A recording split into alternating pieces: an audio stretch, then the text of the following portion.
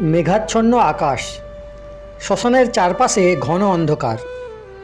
বড় বড় গাছগুলি ডালপালা ছড়িয়ে দানবের মতো বিভীষিকার ছায়া নিয়ে দাঁড়িয়ে আছে। পঞ্চমুণ্ডির আসনে বামাখ্যাপা বসে আছেন। আবেশ ভরা মধুর কণ্ঠে তিনি গুনগুন করে গান গাইছেন। সহসা গানের মধুর গুঞ্জন থেমে গেল। খেপা শুনতে পেলেন শুকনো পাতার বুকে পায়ের শব্দ। অদূরে অস্পষ্ট ছায়ামূর্তি, শরীরী না অশরীরী বুঝতে না পেরে খেপা গম্ভীর কণ্ঠে জিজ্ঞেস করলেন, কে কে ওখানে? বন্দে মাতরম বলতে বলতে ছায়ামূর্তি এগিয়ে এলো। একজন শরীরী মানুষ, এলোমেলো চুল, গায়ে একটা ছেঁড়া পাঞ্জাবি, চোখে তীক্ষ্ণ দৃষ্টি। ধীর পদক্ষেপে পঞ্চমুণ্ডির আসনতলায় এসে দাঁড়িয়ে রইল। অন্ধকার গভীর রাতে কে এই অদ্ভুত সাহসী যুবক? খেপা নিজের মনেই বললেন, সর্বনাশার দল, এরা শুধু ভাঙতে চায়। কয়েকটা বোম বা পটকা ফাটিয়ে মুক্তি আনা যায় না, ও পথে মুক্তি মেলে না। কঠোরভাবে মুক্তির জন্য তপস্যা করতে হয়। যুবকটি বীরত্বব্যঞ্জক তেজগর্ভ বাক্যে বললেন, বুঝতে পারছি না, সোজা কথা বলে ফেলুন। খেপা পরম প্রীত হয়ে হাসতে হাসতে বললেন, তা আমার কাছে কেন? আমি সন্ন্যাসী, বস্তুবাদের ধরাছোঁয়ার বাইরে থাকি।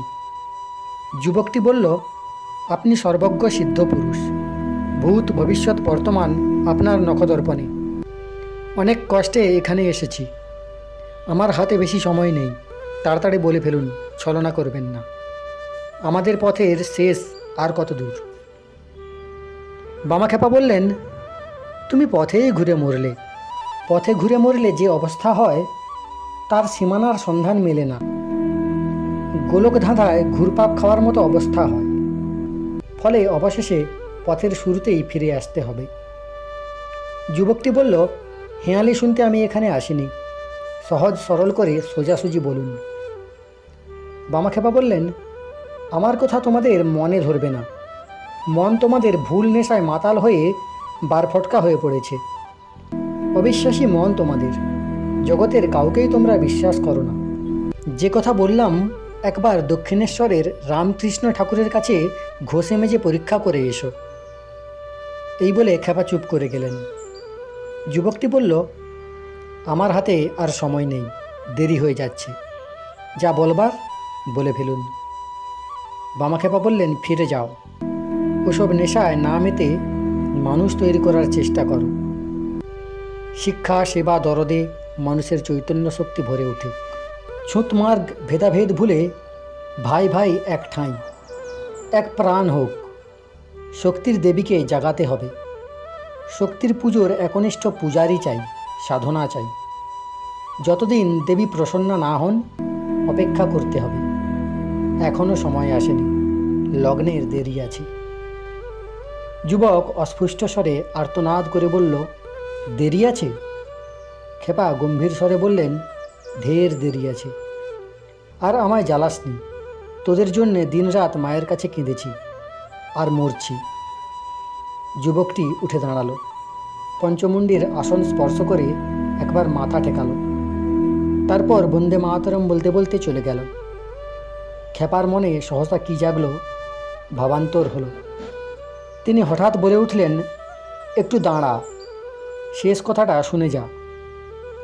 যুবকটি ফিরে দাঁড়াতেই খেপা দরদীশ্বরে বললেন, সময় পেলে মাঝে মাঝে আসিস, তোর কথায় প্রাণ আছে, সজীব তুই। অন্ধকারে যুবকটি মিলিয়ে গেল।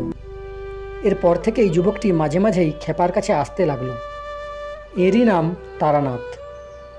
অবশেষে ইনি বামাখ্যাপার ঘনিষ্ঠ সান্নিধ্য ও বিশেষ আন্তরিকতা লাভ করে তারাখ্যাপা নামে পরিচিত হয়ে উঠছিলেন। বামাখ্যাপা সম্প্রদায়ভুক্ত অনেক ভক্তের মুখে শোনা গেছে যে ইনি বামাখ্যাপার দীক্ষিত প্রধান শিষ্য ছিলেন। একটি পুরনো সংবাদপত্রের প্রবন্ধ থেকে জানা গেছে, বামাখ্যাপা কোনো ভক্তকে স্বহস্তে দীক্ষাদান করেন না এবং তার কোনো দীক্ষিত শিষ্যও ছিল না। দীক্ষাদান খেপার ইচ্ছা বিরুদ্ধ ছিল, কারণ দীক্ষা দান করলে শিষ্যের অসৎ কাজের ফল গুরুকে বহন করতে হয়। এই ছিল তার অনিচ্ছার মূল কারণ এবং অভিমত। দীক্ষার জন্যে কোনো ভক্ত পীড়াপিড়ি করলে তিনি বলতেন, মল মূত্র মড়ার মাংস খেতে যদি পারিস বা হাঁড়ি ডোম নমঃশূদ্রের হাতে ভাত জল খেতে পারিস তাহলে দীক্ষা দিতে পারি। এই কথা শুনে দীক্ষাপ্রার্থীরা পালিয়ে যেত। খেপা আজীবন লোকসমাজের কাছে পাগল সেজে নিজেকে গোপন রাখতেন, লোকের কোলাহলের বাইরে থাকতে চাইতেন। এই কারণে সিদ্ধ মহাপুরুষের বিশেষ পরিচিতি ও ধর্মবাদ জনসমাজের মাঝে সুপ্রসার ও প্রতিষ্ঠা লাভ করতে পারেনি। শারদীয়া শক্তি পুজোয় তারাপীঠ উৎসব মুখরিত। ভক্তিরসের ধারায় অবিরাম নাম সংকীর্তন বন্যায় চারিদিক ভেসে যাচ্ছে। ভাবাবেশে খেপা হাততালি দিতে দিতে নেচে চলেছে, হরে কৃষ্ণ কৃষ্ণ কৃষ্ণ হরে হরে, হরে রাম রাম রাম হরে হরে। ভক্তদের ঝামেলার শেষ নেই। শ্রান্ত পাগল নাচতে নাচতে বিভোর হয়ে বসে পড়লেন। দুই চোখ থেকে তার প্রেমাশ্রু ঝরছে। এরপর এলো বিজয়া দশমীর দিন। ঘন ঘন কারণ পান করে পাগল বিভোর হয়ে আছেন। মত্ততার নামমাত্র নেই। শ্রান্তি ক্লান্তিহীন আনন্দময় নির্বিকার সাধক। পরম কৌতূহলে অন্তরঙ্গ ভক্তদল তার চারপাশে ঘন হয়ে বসে আছেন। কারণ সিদ্ধ বামাখেপা ভক্তদের মনের ভাব বুঝতে পেরে বললেন, অন্তর্দৃষ্টি খুলে দেখবার চেষ্টা করো।